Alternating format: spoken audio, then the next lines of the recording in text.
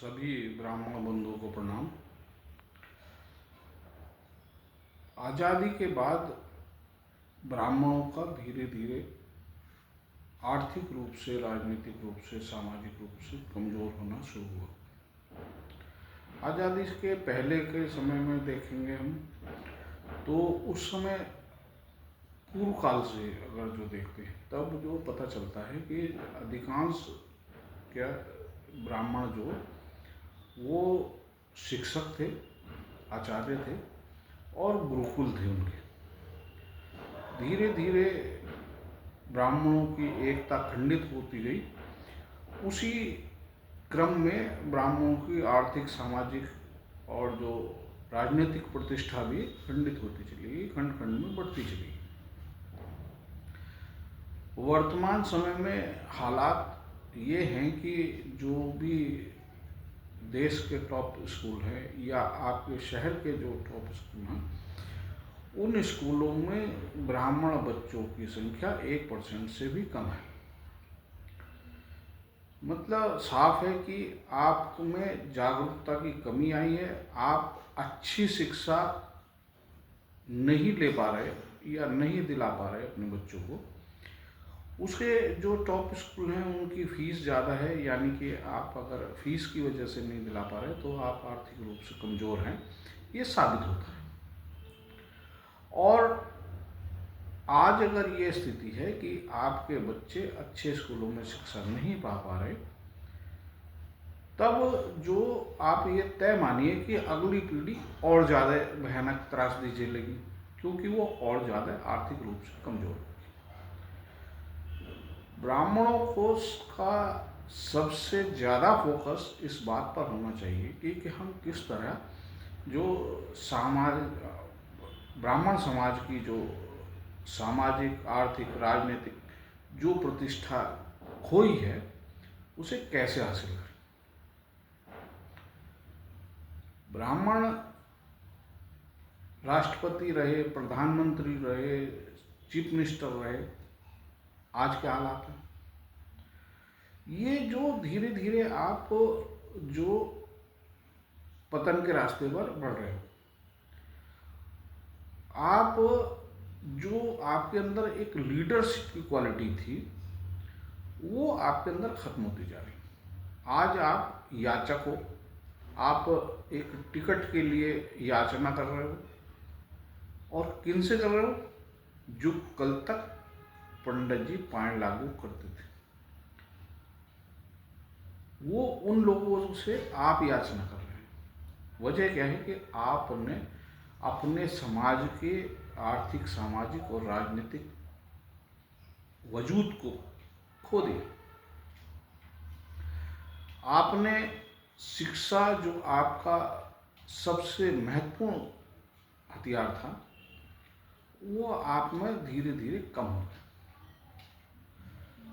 सभी ब्राह्मण युवाओं से हमारा बार बार ये आग्रह रहता है कि आपका सीधा फोकस उच्च शिक्षा पर होना चाहिए और समाज के जितने भी मजबूत लोग वो कोई ऐसी जो वो बनाए तरीके निकालें कि ब्राह्मणों को, बच्चों को आसान शिक्षा मिल सके। आप देखेंगे कि जितने भी अल्पसंख्यक समुदाय के स्कूल कॉलेजेस हैं उनमें सब में रिजर्वेशन है उनकी जो धर्म के लोग। और जो सभी ब्राह्मणों के बनाए हुए स्कूलों को अगर आप उनकी समीक्षा करेंगे तो वहाँ बिल्कुल, अगर आप में जरा सा भी अगर कहीं कमी है तो आपका एडमिशन नहीं होगा। वजह क्या है कि आपने जो अपनों के लिए रत्ती भर रियायत आपके दिल में नहीं है, तो आप पिछड़ोगे। दूसरी बात यह है कि आपकी जो सोसाइटी है, ब्राह्मण ब्राह्मण से चर्चा नहीं करना चाहता, ब्राह्मण ब्राह्मण का नेतृत्व स्वीकार नहीं करना चाहता, दूसरों का करता है, दूसरों से बात भी करता है। तो उससे क्या हो रहा है कि उसके अंदर जो वो गुणवत्ता गिरती जा रही है। संगत का असर जो वो व्यक्ति पर प्रभाव बहुत ज़्यादा डालता है। अगर आप नशे वाले लोगों के साथ बैठोगे तो आप निश्चित रूप से नशा करने लगोगे। अगर आप जुआ खेलने वालों के साथ बैठोगे तो आप निश्चित रूप से जुआरी बन जाओगे। अगर आप अल्प शिक्षित या अशिक्षित लोगों के साथ बैठोगे तो आप समझने की क्षमता खो दोगे। आप नहीं मान पाओगे कि शिक्षित व्यक्ति ज़्यादा समझदार है और ज़्यादा उसे जानकारी है। जो अल्प शिक्षित और अशिक्षित लोग होते हैं वो अपने आप को ज़्यादा होशियार समझते हैं। ब्राह्मणों ने जो आप इस बात को समझना चाहिए और अगले जो पीढ़ी हैं उनके लिए निष्कंटक मार्ग कैसे तैयार किया जाए उस पर जो चिंतन मंथन मनन करना चाहिए। सबसे ज़्यादा जो प्रभावित करती है, जो ब्राह्मण सरकारी नौकरियों में हैं, अधिकारी हैं, ब्राह्मण समाज के पास ऐसी कोई पॉलिटिकल पावर नहीं, सत्ता की कोई ऐसी ताकत नहीं है कि जो वो उन्हें किसी तरीके का संरक्षण दे सके। आप बहुत सारे ऐसे सीनियर ऑफिसर्स हैं जो मतलब बढ़िया पोस्टिंग से वंचित है। कोई डीआईजी हैं, वो पता चला पीएससी में है कई सालों से, वो जो पता चला किसी के 5 साल हो गए, 5 साल से पीएससी नहीं चल रहे आ रहे हैं। कोई उनकी पैरवी करने वाला अगर हो तो वो फ्रंट में अपनी काबिलियत दिखा सकते हैं। बहुत अधिकारी ऐसे हैं जो बिल्कुल आप ये समझिए कि याचक के तौर पर लगे हुए। वजह क्या है कि हमारे जो पॉलिटिशियन हैं, ब्राह्मण राजनीतिज्ञ जो हैं, वो या तो संरक्षण देना नहीं चाहते या संरक्षण देने की हैसियत में नहीं है, या फिर जो जिस विचारधारा को वे अपनाए हुए हैं वो विचारधारा ब्राह्मणों को फ्रंट पर देखना ही नहीं चाहती। तो वो जब आपकी जो विचारधारा है तो फिर आप उसी विचारधारा पर काम करोगे। तो ब्राह्मणों के लिए सबसे ज़्यादा महत्वपूर्ण चीज़ ये है कि आपस में बैठकर चर्चा करें, एक दूसरे से बात करें।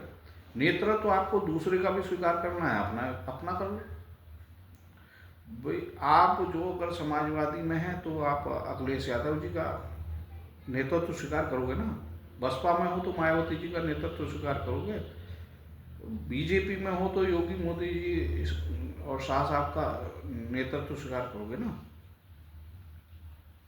और जितनी भी पार्टियां हैं, अगर निषाद में रहोगे या राजभर वाली पार्टी में रहोगे या किसी और पार्टी में रहोगे, कांग्रेस में रहोगे, तो कांग्रेस में रहोगे खड़गे साहब का नेतृत्व तो स्वीकार करोगे ना। तो आपको ब्राह्मण का नेतृत्व तो स्वीकार करने में कौन सी समस्या? भाई जिसके पास बढ़िया जो में हैं नीतियां हैं, बढ़िया प्रस्ताव हैं, आप उनका नेतृत्व तो स्वीकार कर लो, हम आपके साथ चलने को तैयार हैं। जो आप कहते हो कि साहब हम शासक बनाने वाले लोग, तो अपने को क्यों नहीं बना रहे आप अपने युवाओं को तैयार करो कि वे जो सदन में ब्राह्मण की पैरवी करें, पैरोकारी करें और जो ब्राह्मण हितों के रक्षा करें, ब्राह्मण के हत्या, उत्पीड़न, बलात्कार उनके मुद्दे हों, जो वे पूरी ताकत झोंक दें ब्राह्मण हितों पर जो नीतियां बनवाने के लिए, वे जो ब्राह्मणों को भरपूर संरक्षण दें जिससे कि कोई भी ब्राह्मण अपने आप को असुरक्षित और कमज़ोर ना समझे, कोई उसका उत्पीड़न ना कर सके। लेकिन जो ब्राह्मण पॉलिटिशियन है वो जो इस बात को, वो उनके से जब भी आप बात करोगे तो बसपा के कार्यकाल में पूछा गया तो उन्होंने कहा साहब बहन जी नहीं करने, बहन जी की मर्जी, बहन जी नहीं करने दे रही। अखिलेश जी के समय में करो तो अखिलेश जी नहीं करने दे रहे। अब जो पूछ रहे हैं तो साहब वे कह रहे हैं कि योगी जी ठाकुरों का तो समर्थन कर रहे हैं, हमारी नहीं सुन रहे। तो ये कोई बात तर्क नहीं है। योगी जी सत्ता में बैठे हैं, बिल्कुल निश्चित रूप से उन्हें अपने समाज के लोगों को भरपूर संरक्षण देना चाहिए, पूरी ताकत उनको देनी चाहिए। मायावती जी अपने जब बैठी तो मायावती जी ने अपनी पूरी ताकत दी। जिस भी कास्ट का शासक उसमें बैठता है सत्ता में, तो वो उसका नैतिक दायित्व है कि वो अपने समाज को संरक्षित करे, संरक्षण दे उसे। इसमें क्या गलत है? बिल्कुल सही कर रहे हैं। हम आपसे कहते हैं कि आप भी तो करो, आप कंप्लेंट मत करो, आप खुद करो वो काम। आप जो करने को तैयार नहीं, दूसरों को आरोपित करोगे, उसने ये कर दिया, उसने ये कर दिया।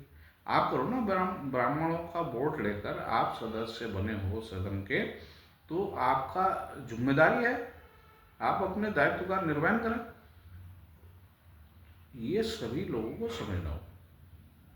और दूसरे ब्राह्मणों को ये बात आज नहीं तो कल समझ में आएगी कि बिना आपके अपने कोई भी किराएदार है, किराएदार कब तक रहोगे? पीढ़ी दर पीढ़ी किराएदार ही रहोगे, मकान बनाने की नहीं बनाओगे मकान। जो भारत के लोग हैं वो जो अंग्रेजों की गुलामी रह थे, क्या बात, क्या जरूरत थी आज़ादी की? आप अपना आप क्यों नहीं करना चाहते? आप राजनीतिक विंग बनाए, ब्राह्मण राजनीतिक विंग बनाए, और अपने पूरी ताकत के साथ, अपनी पूरी काबिलियत के साथ जो चुनाव लड़े, अपनी पार्टी को जिताए, और वो किसी भी तरीके से सत्ता हासिल करने की कोशिश करें, चाहे वो गठबंधन के साथ हो या किसी के सहयोग से हो, और जो आप अपने लोगों को मजबूत करें। हम सभी लोग जो भी अपनी कास्टों को मजबूत कर रहे हैं, जो भी लोग कोई किसी भी कास्ट का व्यक्ति हो, हम उसका समर्थन करते हैं। अगर जो मध्य प्रदेश के सीएम साहब ने कहा धम से मार दो, पहले पालापन करो फिर धम कर दो, एक ब्राह्मण नहीं बोले। मध्य प्रदेश में ब्राह्मण नहीं है, बोलने की हिम्मत नहीं है, बस इतनी समस्या। आप इसे दूर करें, आप ताकतवर बन जाओ। आगे फिर मिलेंगे, फिर बात होगी। जय हिंद, जय भारत, जय संविधान।